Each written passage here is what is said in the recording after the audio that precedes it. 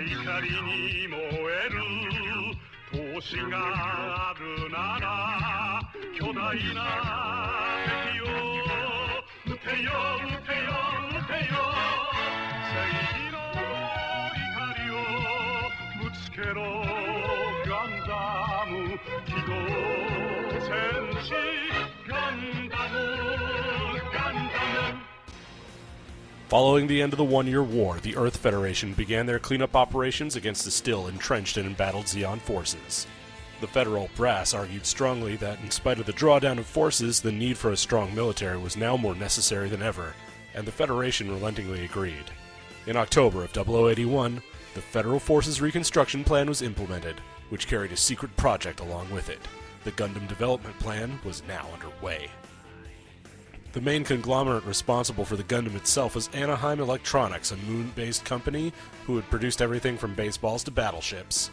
Following the war, it absorbed Zeonic, Zimat, and MIP into its fold, and added the mobile suit to its list of commodities. Now, with the advent of the Gundam Development Project, it came under contract to the Earth Federation to become a mobile suit provider, where it would sit comfortably for the next 20 years.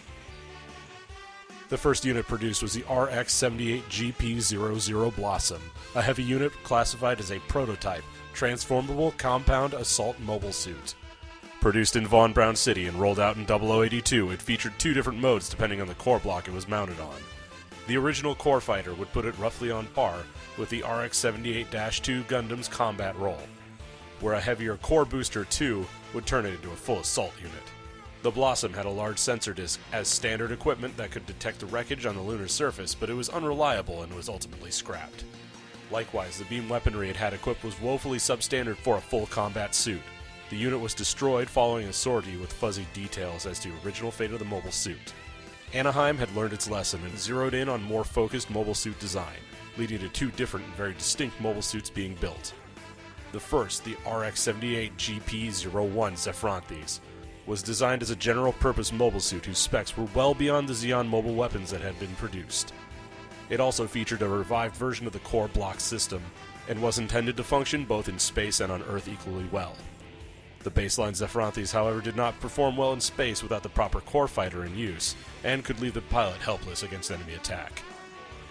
The GP-02A Physalis was a far different beast altogether. Its main capacity was as a nuclear launch platform, which was unheard of up to that point. Given that the Antarctic Treaty was made between the Federation and the Principality of Zeon, and the Principality was no more, this rendered the treaty null and void in the eyes of Admiral Delaz. Likewise, the Federation excused the creation of the mobile suit as the wording was the use of nuclear weapons, not the development or storage therein. It was designed, of course, as a deterrent, though the threat of nuclear attack was never as worrisome as perhaps it should have been for the Federal forces or the Zeon. The machine featured heavy armor beyond the sort that even the Alex could mount, and a specialized shield that was broader than most modern mobile suits. It was designed specifically to combat the force of a nuclear blast, and even then, the machine could only stand at the edge of one. Both of these units were sent to Australia's Torrington base for terrestrial testing, and this is where the story begins. Ko Uraki was a simple ensign who signed on to be a pilot, without much further thought to his career. While stationed at Torrington, he grew close to the other pilots in his unit, Chuck Keith and South Burning. As they drilled in preparation for an attack they were certain would never come. When the Gundam Development Project units arrived at Torrington, he met Nina Purpleton and found himself quite infatuated with the young engineer, though she showed little interest in him outside of his piloting skills. All that would change in the near future, as will be demonstrated next episode, when we look back at the Nightmare of Solomon, the attack on the Torrington base, and what the Zeon brought to the fight.